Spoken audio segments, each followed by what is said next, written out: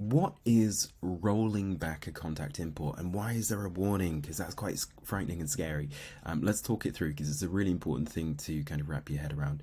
Now, if you upload contacts into the system, we'll go with contacts because contacts is probably the easiest to explain. If we upload contacts into Gecko, one of two things is going to happen. If the contact already exists on Gecko, we're going to merge into it. So we're not going to create a duplicate, we'll just update that contact with a record that they were part of the import you've run. And if Gecko doesn't find a matching contact, it creates a brand new one.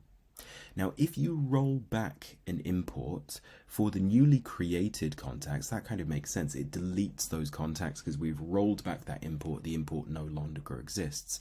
However, for the contacts that have been merged into, the contacts that already existed on the system, by rolling back our import, it will also delete those contacts too, meaning that all of the past data, form response information, call information, event history, all of that information from that contact that we merged into will also be deleted because they were part of the import that we're rolling back.